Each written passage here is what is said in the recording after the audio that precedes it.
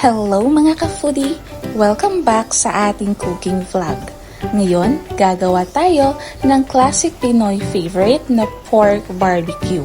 Huwag kalimutang mag-subscribe para lagi kang updated. Narito ang lahat ng ingredients na gagamitin natin para sa ating pork barbecue. Unahin natin ang kalamansi para sa natural na asim at ang dinurog na paminta para sa dagdag na aroma at flavor. May minced garlic at minced onion din tayo. Sila ang magbibigay ng mabango at mas malinamnam na lasa sa ating marinade. Brown sugar naman para sa tamang tamis ng ating pork barbecue. May ketchup din tayo para sa dagdag na tamis at magandang kulay sa ating barbecue. At lemon lime soda para sa dagdag na tamis at flavor ng ating marinade.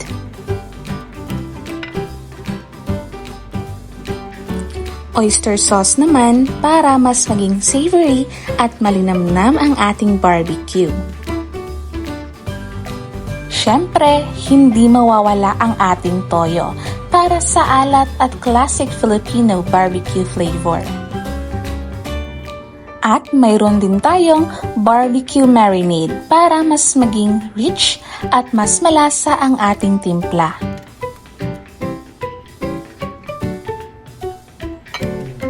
At ito ang ating karne ng baboy, ang pangunahing bida ng recipe natin ngayon.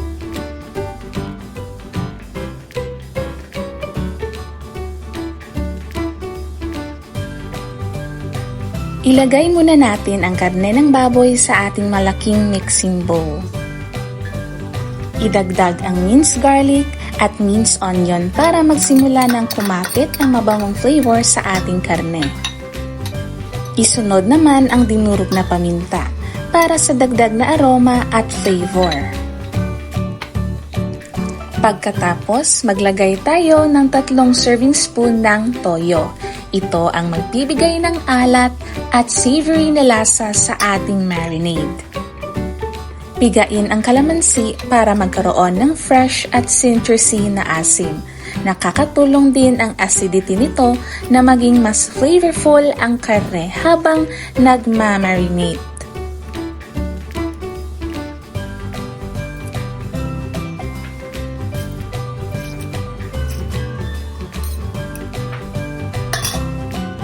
Haluin muna ang lahat ng sangkap upang kumapit ito sa karne. Idagdag ang brown sugar para magkaroon ng magandang caramelized finish kapag iniihaw na. Sunod naman ang oyster sauce para mas lumalim at maging mas malinamnam ang lasa ng marinade.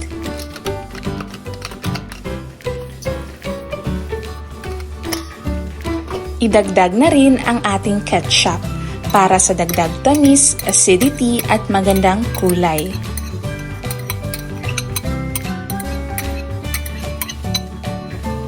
Haluing mabuti para mag-combine ang lahat ng ingredients.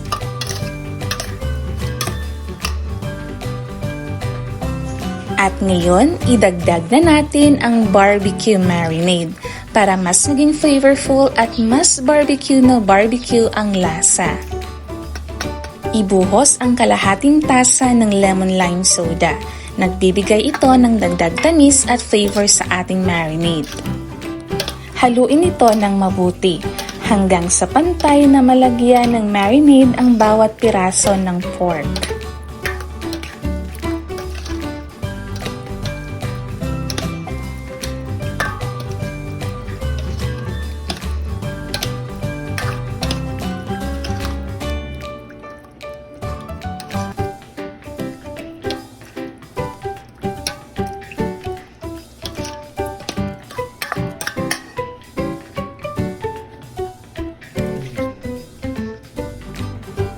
Kapag well marinated na, ilagay ito sa freezer ng 2 hanggang 4 na oras o overnight para mas kumapit ang lasa sa karne. Pagkatapos ma-marinate, isa-isa nating ilagay ang mga piraso ng pork sa barbecue sticks.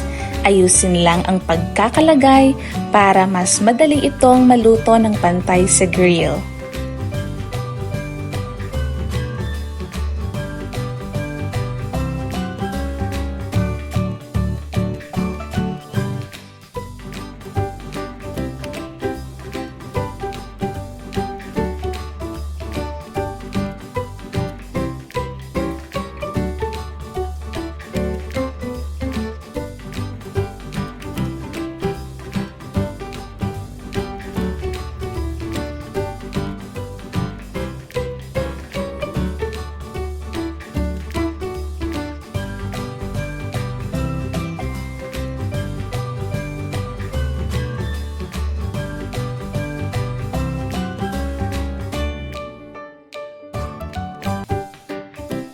At ayan na ang ating mga pork barbecue sticks.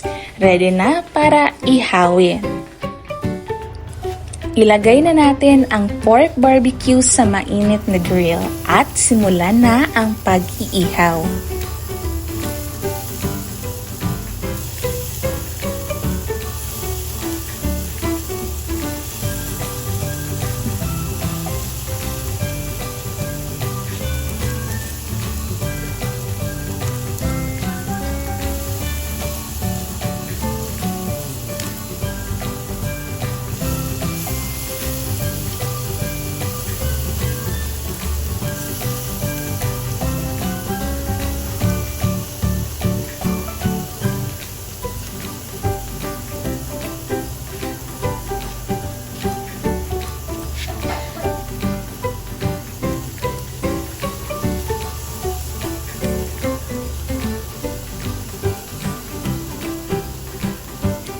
Habang iniihaw, paypayan natin ito para manatiling buhay ang apoy at magkaroon ng magandang grill marks ang ating pork barbecue.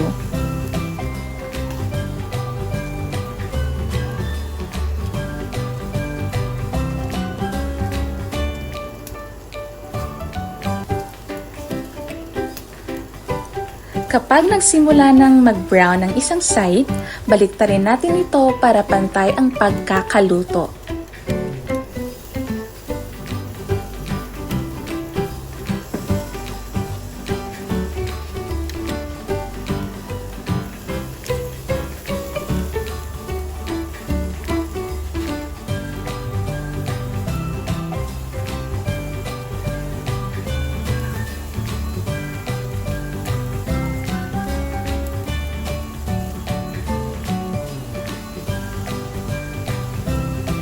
Paypayan ulit para tuloy-tuloy ang init ng ating grill.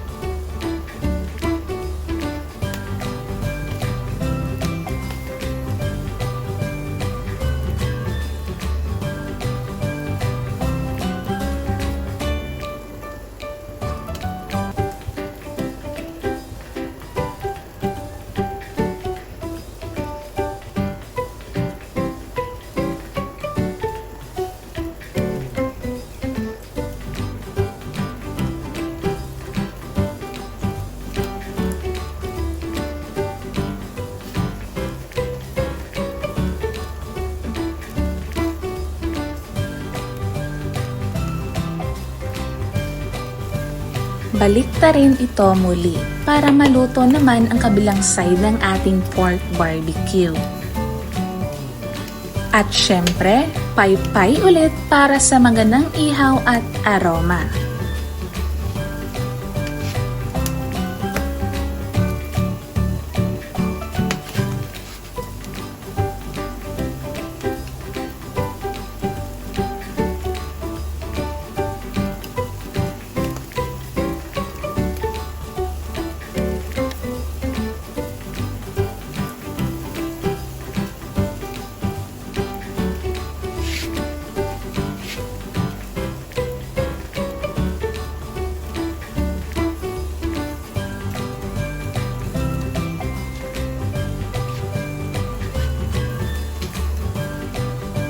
Ngayon, pahiran natin ng natitirang marinade ang mga barbecue para mas kumapit ang lasa at magkaroon ng mas malinamnam at glazed na finish.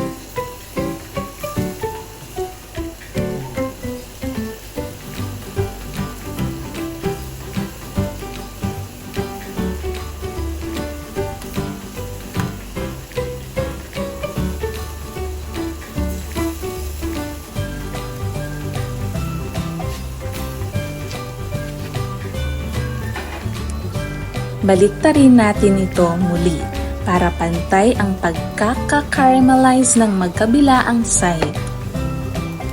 Pagkatapos, paypayan ulit hanggang maging maganda ang kulay ng ating barbecue.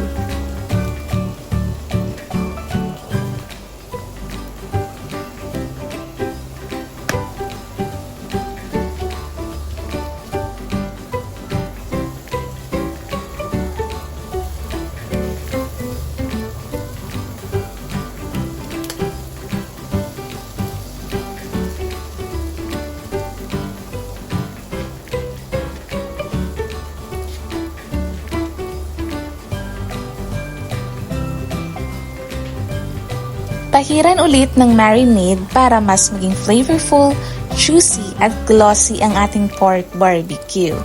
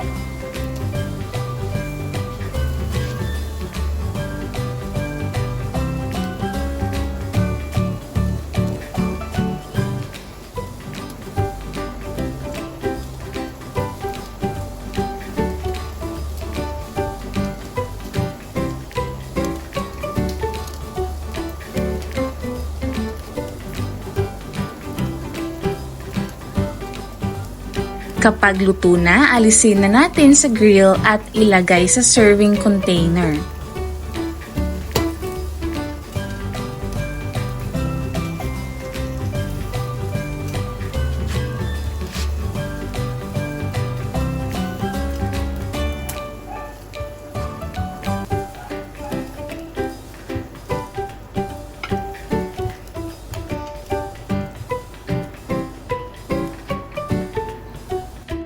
At ayan na ang ating homemade pork barbecue.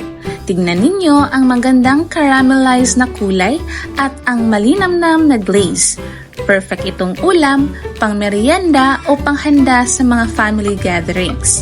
At syempre, mas masarap ito kapag may kasamang mainit na kanin at paborito ninyong sausawan.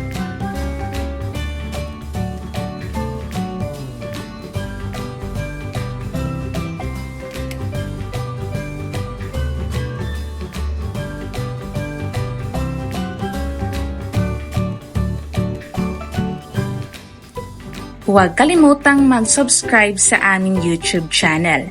Salamat sa panonood! Happy cooking!